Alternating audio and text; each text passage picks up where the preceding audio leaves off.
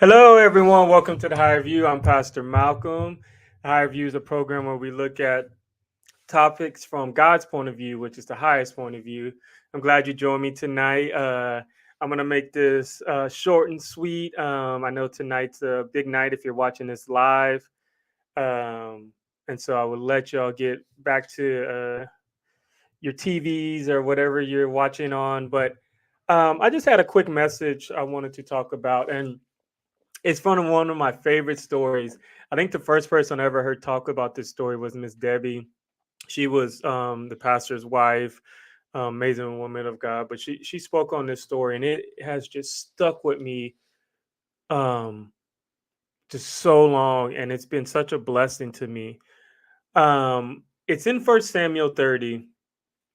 David is out at battle. He's winning battles. He's doing what he's supposed to, and then and so they come back to their town. They come home. They're ready to, after battle, kick their feet up, see their wives and kids, and eat and have fun. As they come back, they see smoke in the air, and they're like, "Uh oh!" And so they get back to Ziklag, and what do they find? The city's burned, and their wives and kids are all gone, and all their stuff is gone. What now? What do you do? Um, I'm pretty sure you've had this probably happen to you, where you've had something happen to you, that wasn't fair. It doesn't seem right. David was out at battle, and he wasn't doing anything wrong. So have you been there before? Where you have lost your job, or you didn't get the promotion.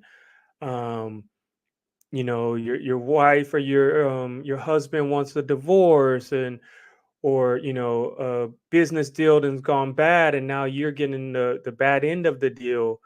Your kids have strayed away from God, and you feel like, I did everything, I raised them in church, like this is not fair, like this is not my fault, I didn't do anything.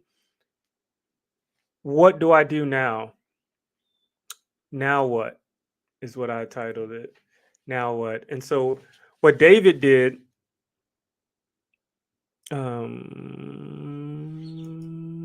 is that what I want? That's not what I want. Is that what I want? Let's see. That's what I want. So in First Samuel 30, David, he says that his people, he got so distressed. His people wanted to stone him. They were all crying until they couldn't cry anymore. Um, but then it says, but David felt strengthened and encouraged in the Lord his God. He goes on and says, "Shall I pursue these bands of raiders or overtake them?" And so he's asking God, and God tells him to pursue, for you will certainly overtake them, and you will certainly rescue the captives. And so David takes off with 600 men, and he goes after them. Um, Instead of David just sitting there in that moment, David could have said, "You know what? I'm the leader, so go ahead and stone me. I lost your kids and stuff." David could have taken his own life. Um, David could have just ran away, never to be seen again. But it says that David strengthened himself in the Lord. Um, or he felt strengthened and encouraged in the Lord, his God. There was other stories where later on with Bathsheba, where David was at fault at that time, and David still went to the Lord in that moment, and still pursued God, still sought after God's his ways, even when he was wrong. And we have to be like David, no matter what's going on. If it's our fault, it's not our fault. I'm going to go to the Lord, and I'm going to find strength. I'm going to find wisdom. Lord, show me what you want to do, because I know that you are not done with me yet. You have a plan, you have a purpose for me.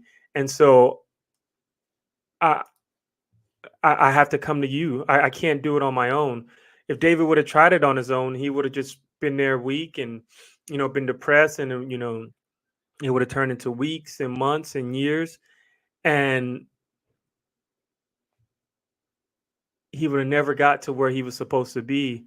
We can't just stay in a bad season. We can't stay in hurt. Hurt is real. I'm not trying to minimize it. Being betrayed does not feel good, but you cannot stay there. You cannot stay in that in those feelings. You have to go to the Lord. You have to let Him strengthen you, because God still has a plan for you. Even though somebody's done you wrong, even though they gypped you out, and they cut you out on a deal, and it was all your idea. Now they cut you out and they took everything. God still has a plan for you. God still has a purpose for you. Um, David goes on later on in the story, and he goes after them and he pursues, and uh, he ends up finding somebody who knows where the army is, and he takes it to them, and David goes. They were eating and drinking and dancing, for they had all this stuff. And so David and his men went and they attacked. Sometimes the enemy's going to look like he's won. You're going to be like, man, why is that guy who dripped me? You know, it seemed like he's got, all the money now. He seems like he got all the fame and all this stuff, that it's not fair. And he's dancing in my face.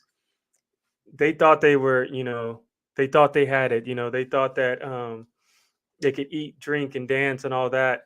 But David came and struck him down and took everything. And not only did he take everything, he got more back, and he brought it back to the people. And so don't think that just because you get attacked, just because you've been hurt, that it's over with. God's not done. God, if you stick with Him, God is victory, and so you're gonna end up seeing the victory. He'll never leave you or forsake you. You have to believe that. You have to stay with Him. You have to trust Him that He has favor for you in your life.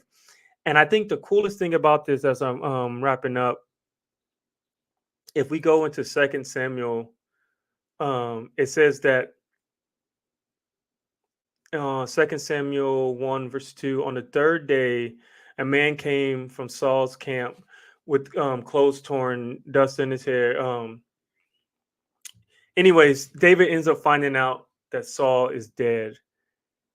And now David's going to be, and see, David's over here in Zigzag and all this because he's supposed to be king. God anointed him when he was a kid, saying he was going to be king. It didn't look like it. There was different trials and tribulations. And 3 days later, we see here Saul's dies, and now David's able to take the step to start stepping into his purpose of being king. And we know he ends up becoming the greatest king that Israel's seen. He does a lot of great stuff. We know he goes through some more trials and tribulations. But if David would have gave up, he would have never became king. If David would have quit, if David would have killed himself like Saul, he would have never got to his ultimate purpose. And so you can't quit. You can't give up, no matter how much it hurts, no matter how bad it looks, no matter if the enemy's dancing in your face. You can't give up. Trust God, believe in Him, and know that He has your back, and He has a purpose for you, and that you will see the victory if you do not give up. I just want to thank y'all for joining me tonight. I know that, like I said, I know it's a busy night. I ask that you like this, subscribe, um,